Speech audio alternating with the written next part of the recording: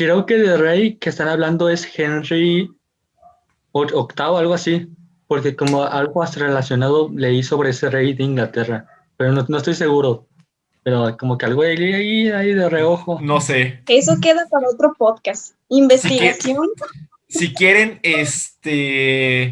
reglas de vestimenta de nombres, próximo podcast. Suscríbanse. Todos los lunes. No, ¿qué? ¿Hoy qué es? Martes. Ya ni sé qué día vivo. Pero es que ayer lo hicimos, así que queda en lunes ya. Sí. Bueno, queda el lunes, pero no se grabó audio. Pero bueno, ya, se cierra paréntesis. Tuvimos que volver a grabar.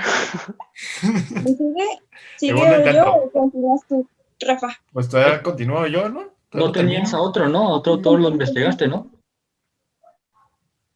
¿O no? Pues puedo hablar de los dos autores, pero me está callando Jimena. Tú la viste, me está callando. No, sí, sigue. Está bien. Bueno, ya hablando ya más detenidamente otra vez, antes de desviarnos a otro tema, de la muerte de Friedrich. Bueno, en resumidas cuentas, a los que se le llamaban cocheros, que son los que nosotros conocemos hoy como los Ball Parking, que tú le das las llavecitas y búscate un lugar bonito, algo así, ¿no?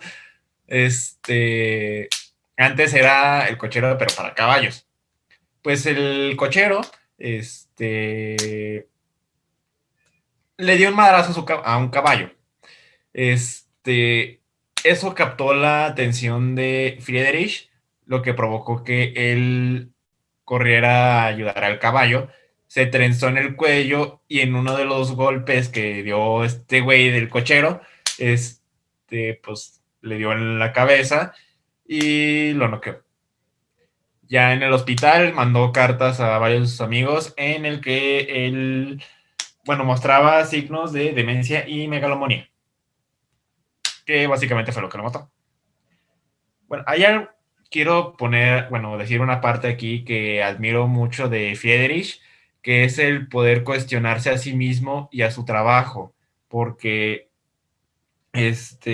con otros filósofos y todo, existía una controversia y juzgaban la gran contradicción que tenían sus pensamientos e ideas. A lo que yo quiero creer que él más bien se cuestionaba a sí mismo de su trabajo y su obra.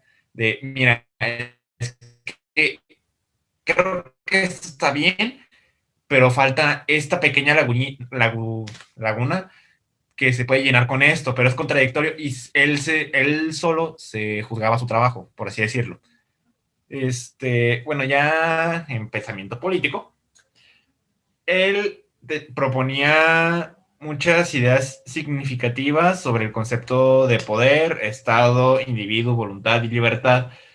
Él ejerció en la política en la nueva derecha de Francia. Pero cabe resaltar que él nunca entró a ningún partido político, ni en organizaciones sociales o con movimientos de masas. Él era un tema muy aparte de él. Bueno, y quiero terminar con Friedrich, con unas palabras que él dijo y pues quiero compartirlas. Y dice así: nosotros no amamos a la humanidad, pero también estamos muy lejos de serlo bastante alemanes, en el sentido en que hoy se emplea la palabra, para convertirnos en voceros del nacionalismo y de los odios de razas, para regocijarnos con las aversiones y el modo de hacerse mal a la sangre los pueblos, a que se debe que en Europa se atrincheran unos contra otros, cuales si quisieran separarse en cuarentenas.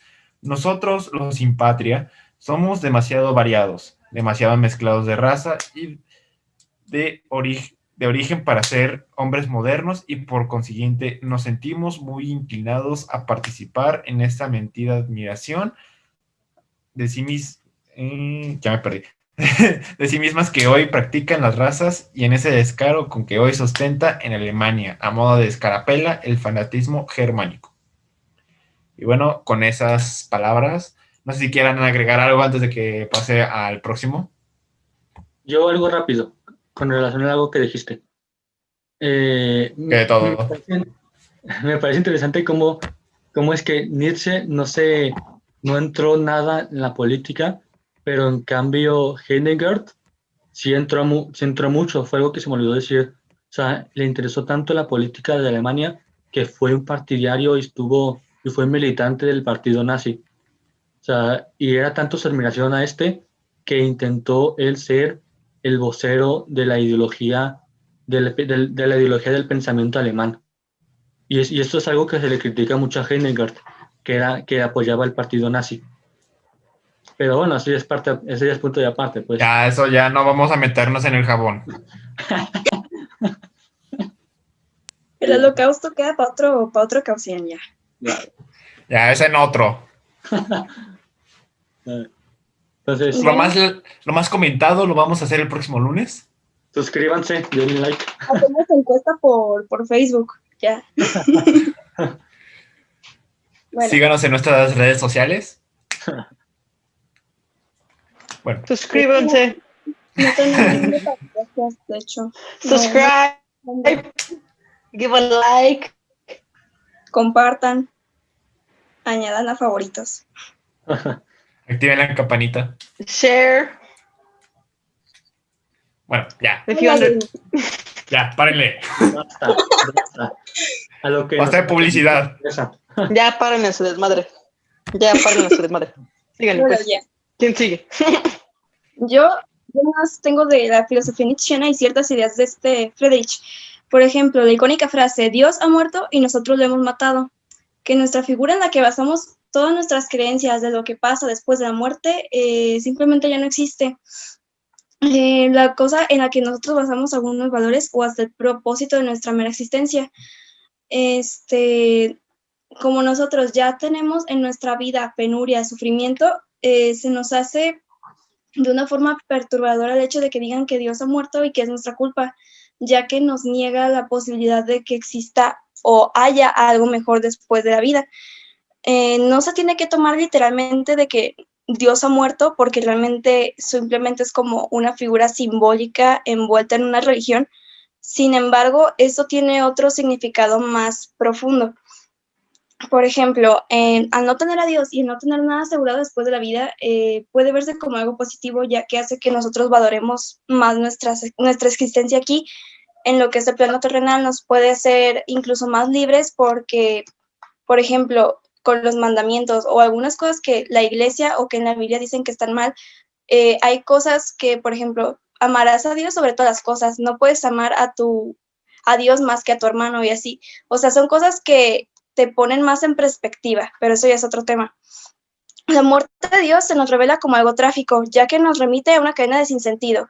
Y Nietzsche dice que nada volverá a ser lo mismo, ya que se dejan de un lado todas las ideas que nos plantó la religión y la metafísica.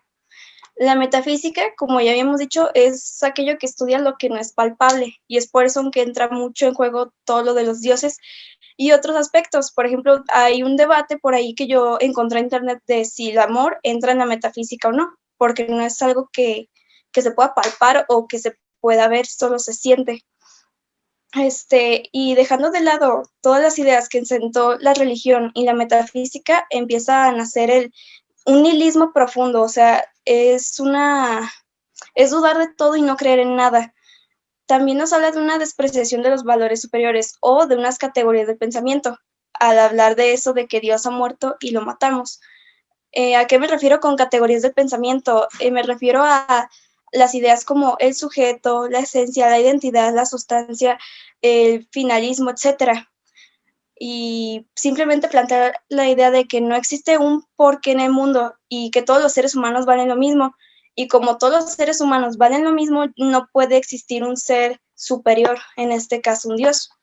También en la filosofía Nietzsche plantea un término que se llama superhombre. ¿A qué se refiere? Se refiere a que dentro de cada persona existe un ideal que buscamos alcanzar, en pocas palabras. Ser un superhombre es básicamente un tipo de rebeldía en contra de la idea de que nosotros necesitamos un Dios que le dé sentido a nuestra existencia. Y de hecho tiene unas 3 etapas por ahí que yo encontré, que son el camello, el león y el niño. La etapa del camello es básicamente que nosotros cargamos y obedecemos con lo que nos enseñan. Por ejemplo, las ideales que nos enseñan de moralidad de religión, que pues no cuestionas, solo obedeces. Luego está el león, que ya es cuando empiezas a cuestionar y empiezas ya como a rebelarte. Y el niño, que es la etapa final, por lo que yo encontré, es cuando ya haces lo que quieres porque sale de ti o simplemente porque quieres y porque puedes. Y a lo que se refiere Nietzsche con matar a Dios es simplemente es un proceso a alcanzar a ser el superhombre o la persona que quieres volverte, por lo tanto no es una frase como tal literal. Otra cosa que encontré es que Nietzsche tuvo, diría que cierta influencia por otro filósofo llamado Arthur Schopenhauer, que él era un filósofo pesimista. Él hablaba más de metafísica, o sea, él sí hablaba un poquito más de cosas que no eran tan palpables, pero tenía algo de ética. Y al ser un filósofo pesimista, él practicaba más las ideas de la empatía y de la comprensión, porque era como de, oye hermano, vivimos en el peor mundo que existe, así que comprendo tu dolor, yo entiendo tu dolor. Y también estaba un poquito más inclinado, que decía que había que estaban fuera de nuestro control. En cambio, Friedrich decía que tenemos una voluntad de poder y tiene que ver con el superhombre, que nosotros tenemos la capacidad de hacer las cosas y lo que hagamos va a traer consecuencias, pero no es porque haya estado fuera de nuestras manos como tal. Y pues eso fue como a grandes rasgos lo que fue su filosofía de vida. También tenía otras ideas, por ejemplo, en el amor, que decía que, bueno, yo encontré un artículo por ahí, no sé si quieran que se los comparta, pero decía que básicamente el amor era posesión. Decía que cuando amas a alguien, las cosas que haces acontecen más allá del bien y del mal, y que se buscaba poseer a la otra persona de manera exclusiva y que aparte te complementaba, o sea, que se acercaba más a la idea de una media naranja. Pero también tenía una idea un poquito caótica porque decía que al tener algo asegurado, algo que ya posees, te puede aburrir y es cuando vas en busca de otra cosa o en este caso otra persona y fue como de wow, pues qué feo, ¿no? Porque es como de, pero él decía que el amor mataba la rutina y es por eso que es una ideología que sacó también de Schopenhauer, que decía que cierta parte de la satisfacción personal era en alcanzar distintas metas y cuando las alcanzabas ibas por otras. Y también decía ciertos textos, por ejemplo, a ver, déjenme.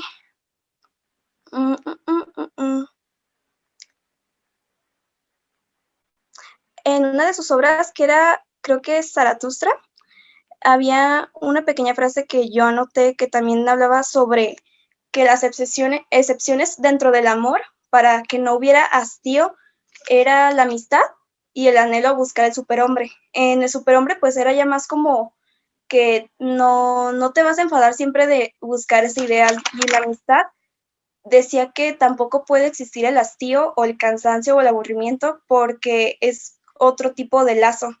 Por ejemplo, si tú tienes un amigo que sufre, la mejor forma en la que lo puedes ayudar, decía, es volviéndote como un lecho duro para así siempre estarlo acompañando. Y también decía que de igual forma como nosotros debemos de saber amar a nuestros enemigos, también debemos de saber odiar a nuestros amigos.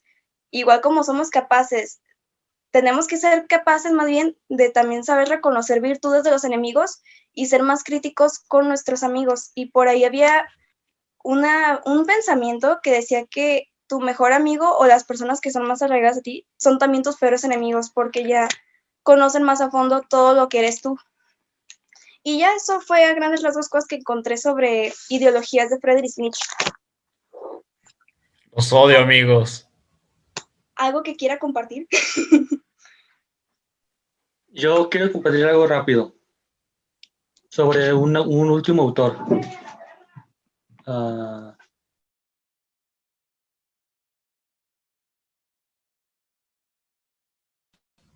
Discúlpenlo, tiene violencia intrafamiliar en su casa. No estaba calculado esto. Con Daniela hay maltrato animal. Sí, en mi casa hay maltrato animal. Ya. tenemos un caso de maltrato animal y un caso de maltrato intrafamiliar que sigue. No. Lo que les estaba diciendo sobre Pizza Hut no aprueba eso. sobre un último autor, sobre John Paul Sartre. Este autor estaba dentro de la corriente existencialista atea. Este autor lo que decía era que no podía existir algo sin antes pensarlo. O sea, que no puede existir, por ejemplo, una cama sin que antes alguien lo haya pensado. Y que no era al revés como algunos filósofos en la antigua Grecia lo pensaban, como por ejemplo Platón.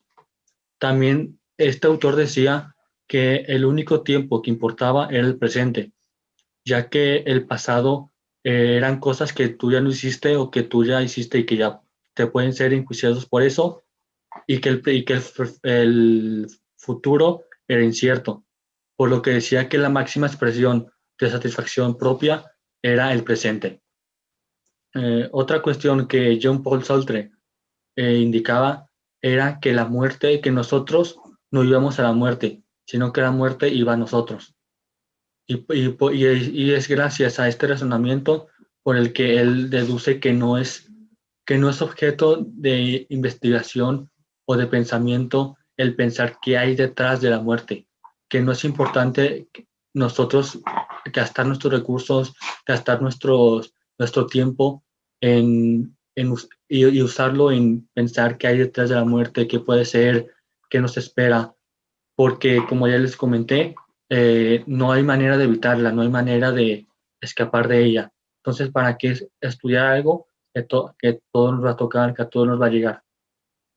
Una última cosa que este autor decía era sobre, deja ver si me acuerdo, sobre que esta corriente, como ya les comenté, en vez de mirar al futuro como algo deseable, miraba al presente por ser la máxima expresión de satisfacción.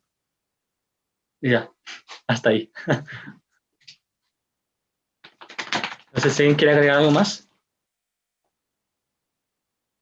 Por mi parte, creo que ya es todo. ¿Alguien más?